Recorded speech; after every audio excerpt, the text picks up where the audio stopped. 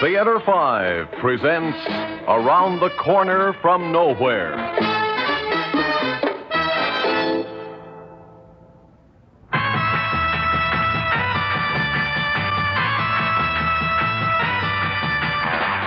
No, Miss Phelps, he ain't here. Look around again, Barney. I know he's there. You can't miss him. Tall, dark, and irresponsible. Has 5 legs. 3 of them belong to that bar stool he's sitting on. Gee, Miss Phelps, you know this joint. This time of day, it's practically empty. You shouldn't have said practically. Give practically a message for me. Sure, if that is, when I see him. The city editor expected him to check in over an hour ago, carrying his little shutter and his little flash bulbs. The city editor wasn't happy, Barney. Hey, your boss is sore. So he'll fire me. You know something, Barney? Rick, you've either been serving bigger onions or smaller martini glasses. Why don't you have any decent music in that jukebox? Tell Ted not to worry. I covered up. All the way, I hope. Some sisters like Lucy Phelps should be held under a blanket until smothered.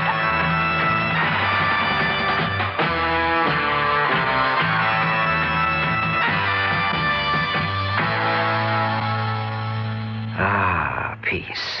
It's wonderful. Will you please take this phone? I don't like being caught in the middle here. Barney, when you see Wonder Boy, give him another message. Yeah, sure, Miss Phelps. Just say, Lucy said, boy, have I got a girl for you. Give me that.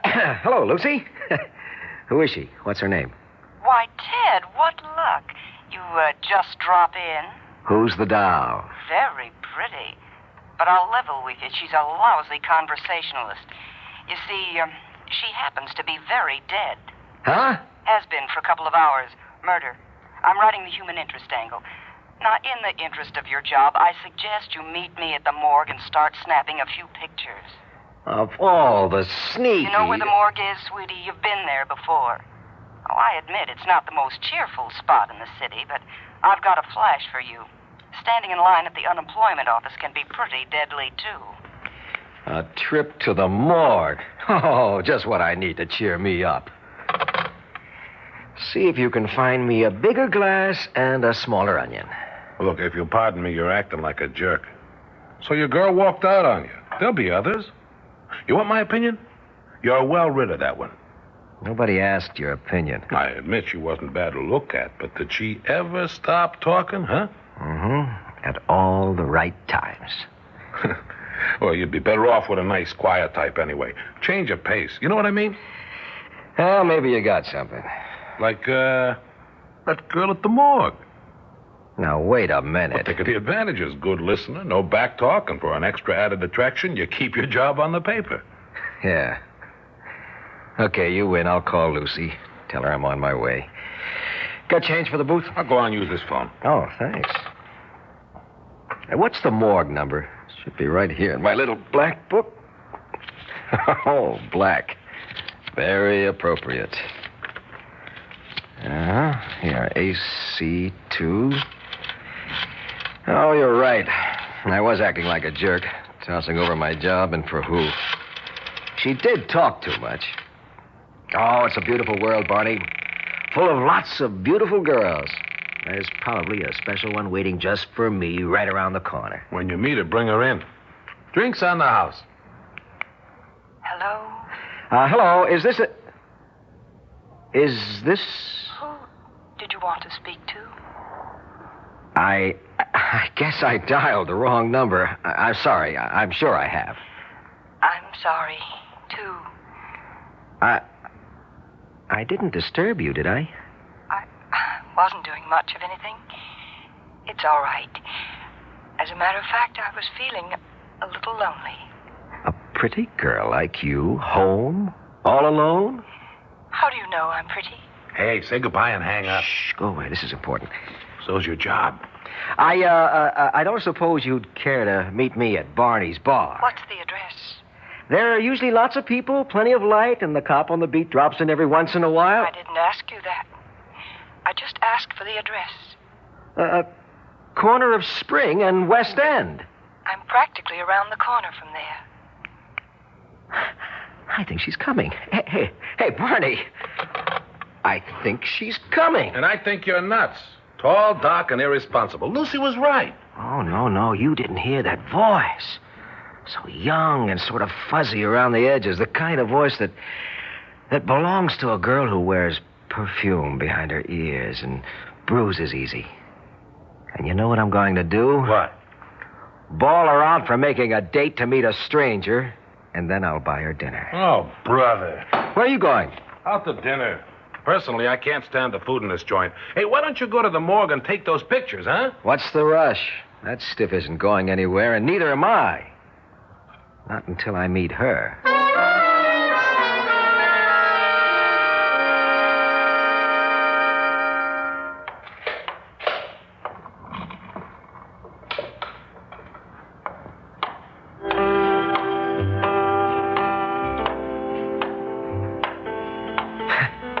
It's a miracle. Cassie, what number did you play? Number 6. 15 minutes ago, I was complaining because I couldn't find any decent music in that noise box.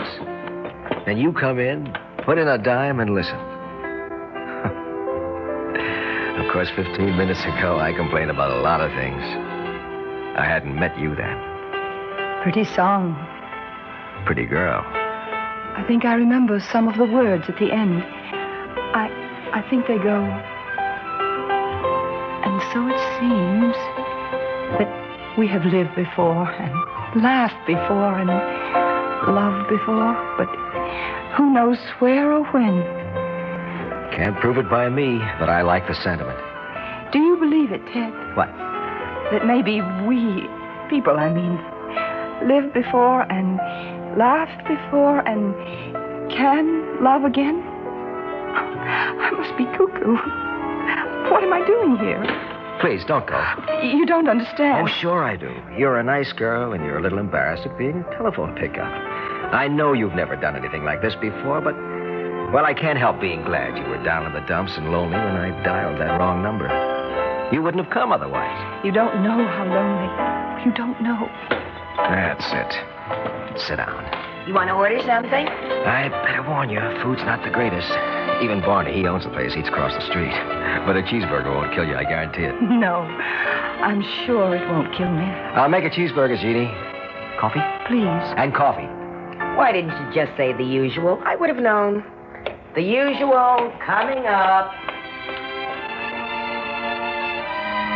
I lied to you on the phone when I told you the place was full of people. Well, it is, but never at this hour. As for the cop, he drops in, but not until later. There's just the two of us. Mm-hmm. And if nobody ever wrote music to those simple words, they should have. Dance with me, Cassie. Say, I don't even know your last name. Mine's Clark. Ted Clark. I'm Cassie Turner. Dance with me, Cassie Turner. Will you promise to keep on talking? What do you want to talk about? Anything, everything. Let's talk fast and make believe we're dancing on a big stone on the edge of a big cliff. And the stone is balancing itself on a dime, and we might go over into nothing any minute. Okay. Come on, dance with me. All of a sudden, there's nothing I want more than to hold you. Oh, yes. Hold me, Ted. Please hold me. And if you feel me slipping, please, oh, please, don't let me go.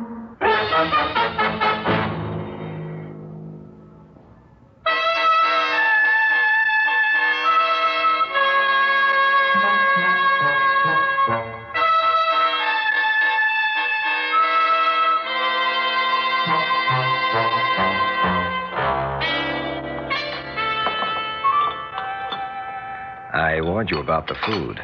I've never tasted anything so good. You're kidding. Honest. Oh, maybe I have had better. Maybe I just never noticed. Cassie. So many little things I never noticed or appreciated. What's wrong, Cassie? Let me help you. Oh, we take so many little things for granted, like being able to turn on a lamp when it gets dark. Can you imagine what it would be like, Ted, to be in the dark and not be able to turn on a light? It scares me. Let's talk about you.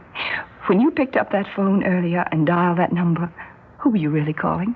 A girl? Yeah. Biologically speaking, I guess Lucy would be considered a girl. She's a reporter on the newspaper where I work. I was supposed to meet her somewhere. I'll think up a good excuse why I couldn't make it. Here. And a pen to go with it. What's that for? That magic number I dialed. Your number. I'll never remember it. Write it down for me. If you really want it. There. Thanks. I feel better now. I don't want to lose you, Cassie. That paper you work on, tell me what you do. I'll even show you. One picture's worth 1,000 words. Oh, no. I didn't mean to frighten you. I just took a time shot. Oh, you had no right. No right. I didn't want my picture taken. Oh, Cassie, I'm sorry. I really am. It probably won't come out anyway. Well, it has to come out. Fast film, slow exposure. But I'll tear it up if you don't like it. It may not be anything you'll want to keep. Oh, don't bet on it. You're beautiful. A little pale, maybe. Personally, I don't think a little lipstick ever hurt anybody. I guess that's the makeup craze these days. But you look a little half dead this way, honey. What did you say? Oh, look what I did. Oh, so you knocked over a cup of coffee. It's not a major catastrophe. It was hot, though. Didn't burn yourself, did you? I didn't feel anything. Not a thing.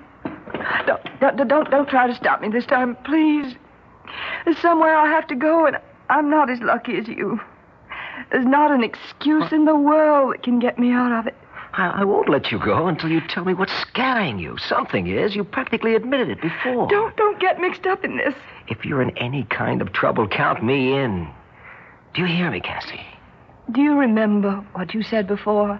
That I was a nice girl and maybe a little embarrassed at being a telephone pickup? You don't know anything about me, Ted. Nice girls don't get mixed up with men like Tony Carr. Tony? Carr, you know the name, if you work on a newspaper. He's been taking up a lot of space in them lately. You in that hood? I can't believe it. Maybe you even took a picture of him. Every other photographer has. He's very photogenic. Glamour boy of the underworld. It's not hard for a girl to have been fool enough to be interested in someone like him. Lately, the Department of Justice has been interested in him, too. They asked me a lot of questions. I answered everything I knew. So that's why you're afraid. Oh, listen, Cassie, and trust me. I won't let anything happen to you, I promise. There's nothing you can do. I was right the first time. I shouldn't have come. It was all wrong. I got to get out Cassie, of here. Cassie, wait. Cassie! Didn't you forget something, Mr. Clark? Please, Jeannie, there's a girl. Oh, there always is with you. Now, How about giving the home talent a look sometime? No, get out of my way. I'll lose her. What about your camera? Leave that lying around. You lose that, too. Oh. Here. Thanks. Now pay for the cheeseburger and coffee, and I'll say thanks. Oh, for crying out loud. No credit without an okay from Barney. Come on, 60 cents for a cheeseburger. You're so conscientious about not giving credit without an okay from the boss, and you shortchange him. That was 2 cheeseburgers, 2 coffees. You trying to be funny? Oh, I don't have time to argue. That'll more than cover it when you discover the mistake. Keep the rest for a tip. 1 cheeseburger, 1 coffee. That's what you asked for. That's what you got.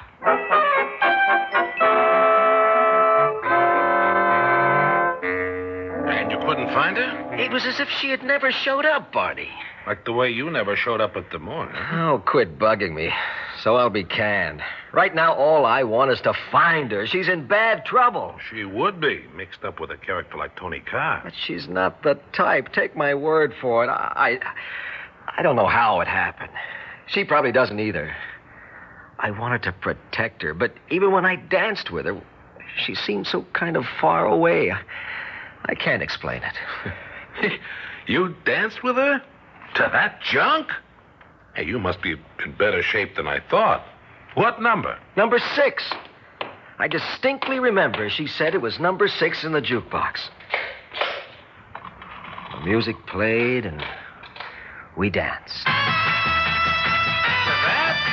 No, of course not. Not that. It wasn't that. Hey, what are you trying to do? On my machine? How do you stop that noise? Stop it! Easy. Pull out the plug. come on, pal. Take it easy. I'll fix you something. Oh, it was another song. Why isn't it there now? Oh, Mr. Clark, you ran out so fast I didn't give you your change. Barney, tell her how much you charge for 2 cheeseburgers and 2 cups... One cheeseburger, 1 coffee. I ought to know. I served you. And the girl. What girl? Are you trying to Look, tell you me... ordered the usual. I served the usual. Just to you. Period. She's out of her mind. Maybe you're a little drunk, Mr. Clark. Now, take it easy. Don't get riled, Ted. But you're sure? I mean, well, you did belt a few before I left. Okay.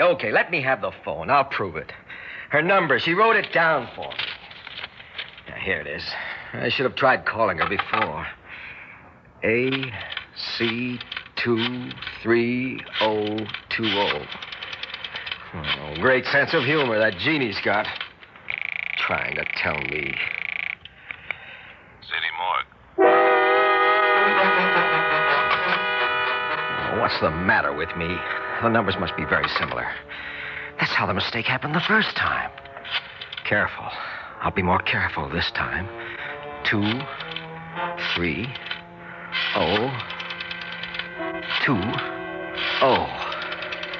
That's what she gave me. I'll get her now. This time she'll answer. City Morgue. Hello? Hello? This is the City Morgue.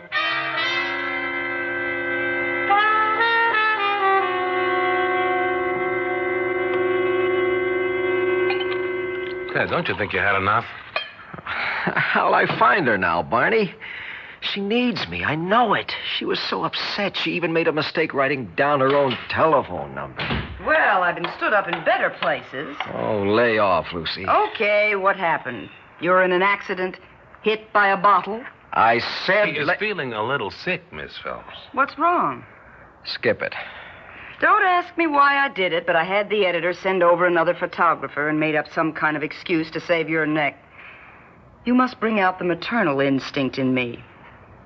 Hey, you do look awful. It's the same color as that Turner girl on the slab. What did you say? What did you say? Turner, Cassie Turner. Too bad. Only 21. And pretty. The police know who did it. They booked him for murder.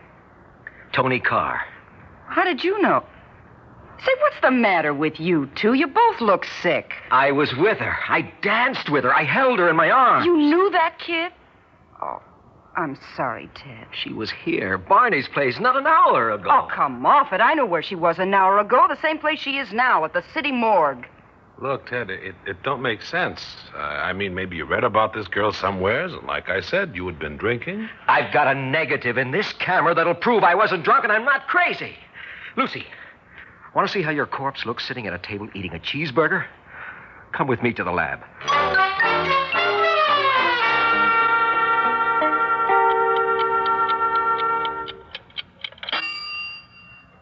Okay, that's long enough in the developer. Now let's stop action and throw it in the hypo. Ted, this is insane. Fast film, slow exposure. It has to come out. That's what I told her.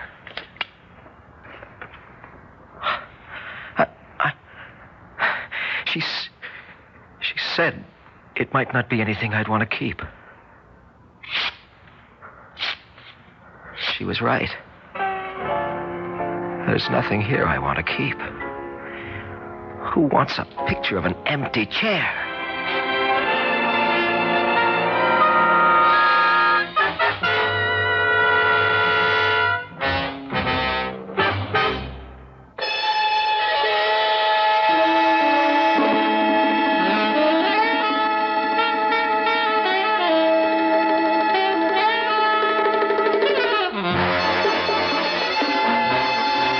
Theater 5 has presented Around the Corner from Nowhere, written by Winifred Wolfe, directed by Ted Bell. In the cast, June Graham, Jim Dukas, Jim Stevens, Eugenia Rawls, and Arlene Walker. Script editor, Jack C. Wilson. Original music by Alexander Vlastotsenko. Orchestra under the direction of Glenn Osser. Executive producer for Theater 5, Mr. Lee Bowman. We invite your comments. Write to Theater 5, New York 23, New York. That's Theater 5, New York 23, New York.